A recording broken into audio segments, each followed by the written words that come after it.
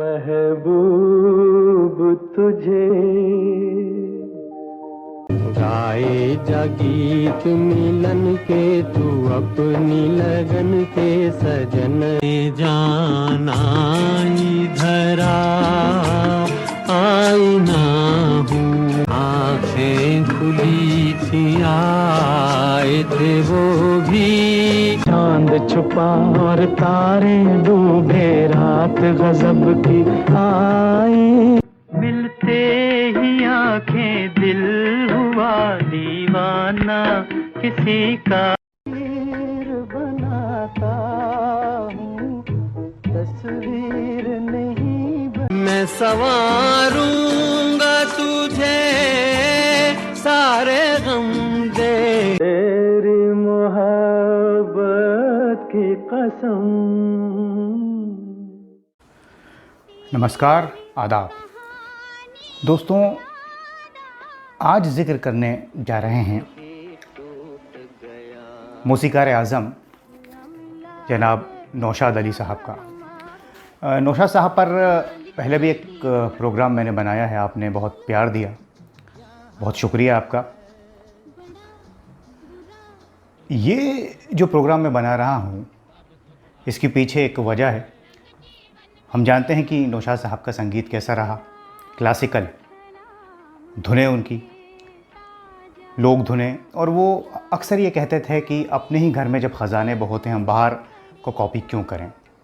यही वजह है कि बहुत ज़्यादा वेस्टर्नाइज वो नहीं हो सके और फिर 60s का दौर आते आते उनकी फ़िल्में कम हो गई क्योंकि उन्होंने समझौता नहीं किया। मेरे महबूब, लीडर, राम और शाम जैसी फ़िल्में आती रहीं साथ ही, और उसके पहले तो 50s में 40s में हम जानते हैं अंदाज़, मेला, दीदार, मदर इंडिया, अमर, मुग़ल आज़म, गंगा जमुना। खैर आज इसकी बात नहीं करेंगे। एक सवाल ये देखने में आ रहा है, जो सुना मैंने कि क्या नौशाद साहब किसी ख़ास मज़हब का सपोर्ट करते थे और बाकी लोगों को बायकॉट कर देते थे। क्या इसीलिए उन्होंने किशोर दा को कभी मौका नहीं दिया, या सुरैया की शादी देवानंद से नहीं होने दी, और भी बहुत सी बातें, मुकेश जी को कम मौका दिया। मुझे लगता है ये सब कही सुनी बातें हैं। अगर आप नौशाद साहब के इंटरव्यूज़ को सुने, रेडियो इंटरव्यू, टीवी इंटरव्यू हो या फिर आर्टिकल्स हो, उनकी किताब इसी तो आप बीती है उनकी, इसमें शायरी भी है क्योंकि वो शायरी भी करते थे, कहानियाँ भी लिखते थे। बड़े काबिल रहे नौशाद अली साहब, और इंडस्ट्री में सबसे उनके ताल्लुकात अच्छे थे, सब उनकी इज़्ज़त करते थे, चाहे वो दिलीप कुमार हो, राजेंद्र कुमार, सुनील दत्त, ख़ुद देवानंद साहब, साहिर, शकील, म्यूज़िक डायरेक्टर्स जो उनके साथ उन दिनों में थे, सी रामचंद्र जी हों, मदन मोहन हों, अनिल बिस्वास जी हों। क्या नौशाद साहब ऐसे थे? अगर आप गौर करें तो नौशाद साहब ने पहले तो मुकेश जी की आवाज़ को यूज़ किया, फिल्म अंदाज़ हो, मेला हो, या फिर तलत साहब की आवाज़ को लेते थे। बल्कि तलत साहब को तो बाहर कर दिया क्योंकि वो तलत साहब से नाराज़ हो गए थे कि वो सिगरेट पिया करते थे रिकॉर्डिंग के दौरान। नौशाद साहब ने 2-3 बार मना किया, लेकिन जब तलत साहब नहीं माने तो तलत साहब से फिर उन्होंने काम नहीं लिया। अगर नौशाद साहब किसी एक मज़हब का सपोर्ट कर रहे होते तो फिर तलत साहब को तो बाहर नहीं करते। ये सोचने वाली बात है। बाद में फिर रफ़ी साहब आए और फिर काम किया इन दोनों ने साथ में। तेरी कहानी याद आई, जब दिल ही टूट गया, मिला के जिया भरमा के ताना लिख रही हूँ। हेलो हेलो, क्या हाल है? बड़ा बुरा सुख भरे दिन भी तेरे भैया, अब सुख आयो रे, रंग जीवन में नया। आज मेरा सलाम ले ताजा, दुनिया में हम आए हैं तो जीना ही पड़ेगा, जाने वाले तेरा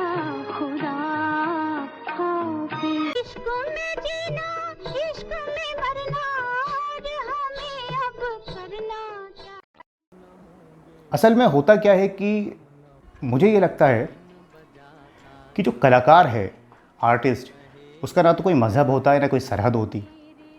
चाहे वो नौशाद अली हों, रफ़ी साहब, मुकेश जी, किशोर दा, साहिल लुधियानवी, शैलेंद्र जी, कोई भी हो, लता जी, कोई भी आर्टिस्ट हो, ये सरहद के पार होता है। सब इनको मोहब्बतें देते हैं और बल्कि ये तो नफ़रतों को ख़त्म करते हैं। मेरा ऐसा मानना है और ये सच भी है। यही नौशाद साहब ने भी किया। अगर आप उनके इंटरव्यूज़ को सुनें तो वो उन तमाम लोगों की तारीफ़ करते हैं जिन्होंने उनकी मदद की। उसमें हर मज़हब का इंसान शामिल है। अब ये होता है कि कोई इंसान सिलेक्टिव क्यों होता है कि इसी के साथ काम करेगा। तो मुझे लगता है कि अगर आप फिल्म इंडस्ट्री में हमारी देखें तो शुरू ही से जोड़ियाँ थीं। शंकर जयकिशन, शैलेंद्र हसरत जयपुरी की, रवि और साहिल लुधियानवी की ज़्यादातर इन्होंने साथ काम किया। और भी बहुत सी, सलील चौधरी शैलेंद्र साहब के साथ काम करते थे। आप गिनते जाएं। BR चोपड़ा ने रफ़ी साहब की आवाज़ को कम इस्तेमाल किया। तो बातें कुछ भी हो सकती है, लेकिन इन लोगों को काम तो देखिए। इन लोगों ने एक दूसरे की इज्जत हमेशा की। जब वक्त फिल्म में टाइटल सॉन्ग की ज़रूरत पड़ी तो चोपड़ा साहब ने रफ़ी साहब की आवाज़ को लिया, क्योंकि वहाँ ज़रूरत थी और रफ़ी साहब ने गाया। वी शांताराम जी ने बहुत कम रफ़ी साहब को यूज़ किया अपनी फिल्मों में। इसका ये मतलब नहीं कि इनकी लड़ाई थी। असल में होता क्या है दोस्तों की एक ट्यूनिंग होती है। हमारी भी किसी से दोस्ती होती है तो हम उसके साथ बेहतर कंफर्टेबल फील करते हैं और काम कर पाते हैं। ये रियलिटी है। इसी तरह से शकील बदायूनी साहब और नौशाद साहब का साथ रहा। पहले तो मजरू साहब गीत लिखते थे, फिर शकील साहब आए, तो फिर जब तक शकील साहब ज़िंदा रहे नौशाद साहब के साथ उन्होंने काम किया। और नौशाद साहब ने शकील साहब जब तक ज़िंदा थे किसी और के साथ काम नहीं किया। बाद में फिर मजरू साहब फिल्म साथी में, खुमार साहब आए। अगर नौशाद साहब को यही करना होता कि किसी दूसरे को मौका देना होता तो पहले ही दे देते मज़हब के नाम पर, लेकिन उन्होंने ऐसा नहीं किया, क्योंकि ये बात ट्यूनिंग की है। कोई भी आपको जब काम देता है तो इंसान ये सोचता है हम अच्छे से अच्छा करें, जिससे हमारी ट्यूनिंग होती है उससे हम कुछ भी बोल सकते हैं एक दूसरे से। ऐसे ही मैंने आपको एग्जांपल दिया, शंकर जयकिशन हो, राज कपूर, उन्हीं का संगीत लेते थे क्योंकि उन्हें ऐसा लगता था कि ये मेरे लिए बेहतर करेंगे, और ऐसा होता भी था। यही शकील साहब और नौशाद साहब का मामला रहा। फिल्म बेजू बावरा में कवि प्रदीप, नो डाउट कवि प्रदीप जी के क्या गीत हैं हम सब जानते हैं, लेकिन नौशाद साहब ने यही सोचा, क्योंकि दोस्तों बेजू बावरा की भी एक कहानी है। जब प्रकाश पिक्चर्स की ये फिल्म, शंकर भट्ट और विजय भट्ट साहब नौशाद साहब के पास गए एक दिन और कहा कि आप आइएगा, हमारे यहाँ एक कार्यक्रम है। तो नौशाद साहब ने कहा क्या क्या कार्यक्रम है? उन्होंने कहा हम ताला लगा रहे हैं प्रकाश पिक्चर्स को। नौशाद साहब ने कहा अरे ऐसा, अब कहने कर्जे में हैं साहब, क्या करें अब, क्योंकि आप हमारे पुराने मिलने वाले हैं, शुरू से साथ जुड़े हैं, तो या तो खुशी में इंसान शामिल होता है या गम में, तो आप हमारे गम में आइए। नौशाद साहब ने कहा नहीं नहीं, मेरे रहते ऐसा नहीं हो सकता। तो क्या किया जाए? तो शंकर भट्ट और विजय भट्ट ने कहा कि कोई फिल्म बनाई जाए, आप आएँ हमारे साथ काम करें, दिलीप कुमार को ले आएँ, फिल्म चलेगी तो कर्जा उतरेगा। नौशाद साहब ने कहा मुझसे जो बन पड़ेगा वो करूँगा। उसके बाद फिर ये बेजू बावरा आई। नौशाद साहब ने बहुत मदद की उन दोनों की, और ये कहा कि आप इसमें किसी नए लड़के को लीजिए। फिर भारत भूषण साहब उसमें आए। नौशाद साहब ने कहा कि कैरेक्टर चलता है, एक्टर नहीं चलता। अगर दिलीप कुमार स्टेज पे आएगा तो सब कहेंगे दिलीप कुमार आया, हालांकि दिलीप कुमार आ जाएंगे मेरे कहने से, इज्जत करते हैं, लेकिन फिल्म चलनी चाहिए। और यही हुआ। आप देखिए उस फिल्म में मीना कुमारी भी नहीं थी, भारत भूषण भी नहीं थे, और संगीत उसका आज भी उसके भजन याद किए जाते हैं। तो ये ट्यूनिंग वाली बात होती है। अगर हम इसको मज़हब के चश्मे से देखेंगे तो फिर तो दिक्कत हो जाएगी। हमें यूँ देखना चाहिए कि इनका काम कितना अच्छा है, चाहे वो कोई भी हो। हम ये नहीं सोचते कि रफ़ी साहब को ज़्यादा मौका क्यों नहीं दिया सलील चौधरी ने या अनिल विश्वास ने, नहीं, जिसको जिसकी ज़रूरत होती है। ऐसा तो फिर ओपी नैयर ने लता जी से कभी गाने नहीं गवाए, कोई लड़ाई तो नहीं थी, लेकिन दोनों क्या कम हैं? अपनी अपनी जगह दोनों का एक मुकाम है। तो ये इसको समझने वाली बात होती है। देवानंद ने सुरैया से शादी नहीं की कि नौशाद साहब ने नहीं करने दी, ऐसी बहुत से बातें आती हैं। कौन किसकी बात मानता है साहब? सब कही सुनी बातें हैं। अगर नौशाद साहब इतना ही किसी की लाइफ में इंटरफेयर कर रहे होते तो क्या मधुबाला किशोर कुमार से शादी कर लेती? नौशाद साहब के तो उनसे भी अच्छे ताल्लुकात थे, उनकी कई फिल्मों में संगीत दिया, मुग़ल आज़म में, अमर में। क्या नरगिस सुनील दत्त से शादी कर लेती? मदर इंडिया में संगीत है, दीदार में है और कई फिल्मों में है। नौशाद साहब के सबसे अच्छे ताल्लुकात थे, पर ऐसा नहीं हुआ दोस्तों। और कोई किसी से शादी करना चाहे तो कोई क्या रोक सकता है उसे? ऐसा नहीं होता। तो नौशाद साहब की अज़मत को कम करना, उनका कंट्रीब्यूशन देखिए आप। पैसे के लिए कभी काम नहीं किया उन्होंने, पहले काम, बेहतरीन काम, और पैसा मिला तो मिला, नहीं तो कोई बात नहीं। उमा देवी को मौका दिया, जिन्हें हम टुनटुन के नाम से जानते हैं, फिल्म दर्द में अफसाना लिख रही हैं। सबकी मदद की, सबकी मदद की। किशोर दा, क्योंकि अलग तरह की उनकी आवाज़ थी, नौशाद साहब का संगीत थोड़ा क्लासिकल था, शास्त्रीय रागों पर आधारित होता था, इस वजह से काम नहीं किया। बाद में एक गाना किया भी, लेकिन किस्मत की बात है, तो वही लता जी ने काम नहीं किया ओपी नैयर के साथ। तो ऐसा होता है। तो मुझे कहने का मतलब ये है कि इन लोगों के काम को हमको देखना चाहिए, और ये तो कलाकार हैं, ये इंसान को जोड़ते हैं। तो इन लोगों को हमको ऐसे, मुझे लगता है ऐसे चश्मे से नहीं देखना चाहिए। कोई भी हो, अगर कोई और भी होता, शंकर जयकिशन भी होते, उनके बारे में मैं अगर ऐसा सुनता तो यही कहता कि ये कलाकार हैं भाई, इन्हें अलग रखा जाए इन सब बातों से। ये दिलों को जोड़ते हैं, और हम अगर इस तरह प्रोग्राम, इन पर तो बेहतरीन कार्यक्रम होने चाहिए जिसे दुनिया याद रखे। अगर हम महज पैसे के लिए ऐसे प्रोग्राम बनाएं कि इन लोगों को गलत तरह से पेश करें, हो सकता है उसमें कुछ सच्चाई भी हो, लेकिन उनकी अच्छाई मैं समझता हूँ सामने आनी चाहिए।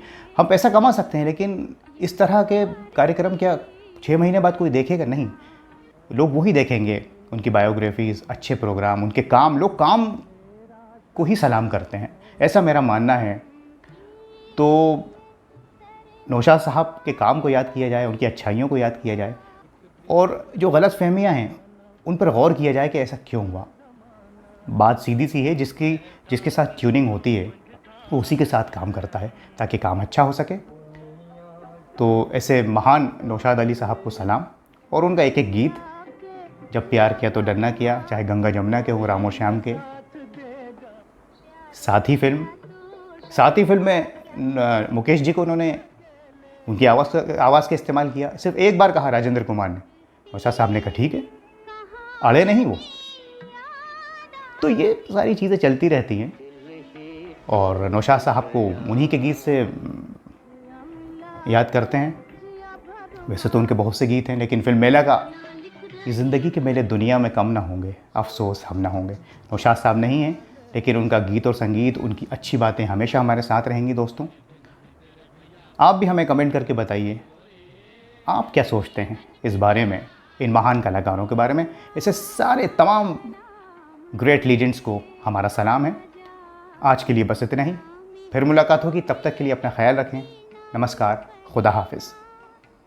जिंदगी के मेले दुनिया में कम न होंगे, अफसोस हम न। मन बीन बजाता जाऊं, तू कहे अगर मेरे दिल का कयाम लेता जा। झूम झूम के नाचो आज गाओ खुशी। लुटे घर ये प्यार की गलियां। शहरे लखनऊ तुझे मेरा सलाम है। करम कीजिए सरकार मदीना। एक दिन पड़ेगा जाना, क्या वक्त क्या जमाना। अगर तू है सागर तो मंझधार मैं हूँ। दुनिया के रखवाले, जिया मिला के जिया भरमा के, कोई न साथ देगा। प्यार किया तो डरना क्या। आएंगे हम अकेले ये जिंदगी के मेले।